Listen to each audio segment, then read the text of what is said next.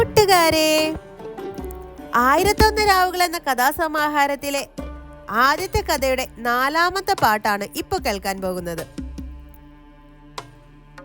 ആദ്യത്തെ 3 ഭാഗങ്ങൾ കേട്ടിട്ടില്ലെങ്കിൽ തീർച്ചയായും കേൾക്കണം. കാരണം ആദ്യത്തെ ഭാഗത്തിന്റെ കണ്ടിന്യൂഷൻ ആണ് ഈ ഭാഗം. അപ്പോ നമ്മുടെ കഥ തുടങ്ങിയാലോ? സഹോദരന്മാർ തമ്മിൽ കണ്ടുമുട്ടിയതിനു ശേഷം അവർ ഇരുവരും മാത്രമായപ്പോൾ അനുജന്റെ മുഖത്തെ വിളർച്ചയും ആകെ കൂടിയുള്ള ഉത്സാഹക്കുറവും കണ്ട് ജ്യേഷ്ഠൻ അനുജനോട് അതിന്റെ കാരണം തിരക്കി.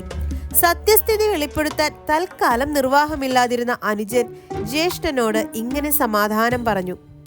പ്രിയനും ആദരണീയനുമായ എൻ്റെ ജ്യേഷ്ഠ, ലോകത്തിന്റെ ചക്രവർത്തിയും മുസ്ലിമുകളുടെ വന്ധ്യ ഖലീഫയുമായുള്ളോനെ, ഇത്ര ദൂരം ദീർഘയാത്ര ചെയ്തു വന്നതിന്റെ ക്ഷീണം കൊണ്ടാണ് ഞാൻ ഇപ്രകാരം വിളറിയിരിക്കുന്നത്. വെള്ളം മാറി കുളിച്ചതിൻ്റെയും കാറ്റ് മാറിക്കൊണ്ടതിൻ്റെയുമായ ഈ ക്ഷീണം അല്പം വിശ്രമിച്ചാൽ മാറിപ്പോയിക്കൊള്ളും. എന്തു തന്നെ ആയാലും സഹോദരനെ നേരിൽ കാണാനിടയാക്കിയ അള്ളാഹുവിന് സ്തുതിയായിരിക്കട്ടെ. ഷഹരിയാർ രാജാവ് തൽക്കാലം ഈ മറുപടി കൊണ്ട് തൃപ്തിപ്പെട്ടു. പിന്നീട് സഹോദരന്മാർ ഒരുമിച്ച് സമ്പൂർണ്ണ ബഹുമതികളോടെ തലസ്ഥാന നഗരിയിൽ പ്രവേശിച്ചു. ഷാസമാന്റെ താമസത്തിനായി ഷഹരിയാർ രാജാവ് തന്റെ കൊട്ടാര സമുച്ചയത്തിൽ തന്നെ മനോഹരമായ ഒരു മാളിക മുൻകൂട്ടി തയ്യാറാക്കിയിട്ടുണ്ടായിരുന്നു. അത് അദ്ദേഹത്തിന്റെ അരമനയോട് തൊട്ടടുത്തുള്ള ഒരു ഉദ്യാനത്തിനരികിലായിരുന്നു. അനുജനെ ഈ പുതിയ അരമനയിൽ കൊണ്ടുവന്നിരുത്തിയ ശേഷം ഷഹരിയാർ രാജാവ് തന്റെ കൊട്ടാരത്തിലേക്ക് മടങ്ങിപ്പോയി.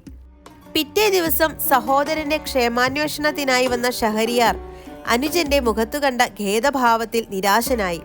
കൊട്ടാരവും പ്രിയജനങ്ങളെയും വിട്ടുവന്നതിന്റെ ഖേദമോ ദീർഘയാത്ര ചെയ്തു വന്നതിന്റെ ക്ഷീണമോ ആയിരിക്കും തന്റെ അനുജന്റെ മ്ലാനതയ്ക്ക് കാരണമെന്ന് ഷഹരിയാർ ആദ്യം കരുതി.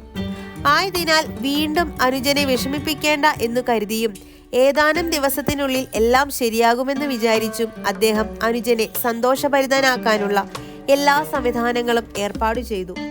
പക്ഷേ ഇതൊക്കെ കൊണ്ടും താൻ ആശിച്ച രീതിയിൽ സഹോദരനിൽ ഉല്ലാസഭാവം കാണാത്തതുമൂലം അദ്ദേഹത്തിന് സങ്കടമായി.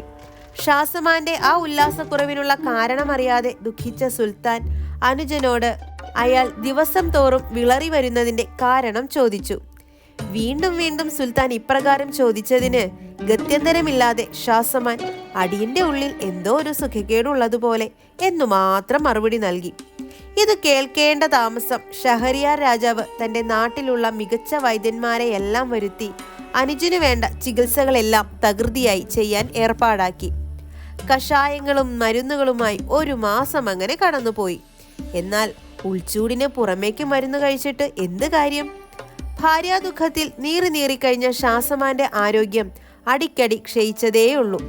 അടുത്തതായി ഷഹരിയാർ രാജാവ് തന്റെ അനുജന്റെ വിഷാദഭാവം മാറ്റാൻ അയാളെയും കൂട്ടി വേട്ടയ്ക്ക് പോകാൻ തീർച്ചയാക്കി. നിങ്ങൾക്ക് എന്താ തോന്നുന്നത്? ഷാസമാൻ രാജാവ് സഹോദരനോടൊപ്പം വേട്ടയ്ക്ക് പോകാൻ ചാൻസ് ഉണ്ടോ? യെസ് ഓർ നോ കമന്റ് ചെയ്യാൻ മറക്കരുത് കേട്ടോ. അപ്പോൾ ഈ കഥ ഇഷ്ടമായെങ്കിൽ അടുത്ത കഥയ്ക്ക് വേണ്ടി കാത്തിരിക്കൂ. എൻ്റെ കഥ വീട്.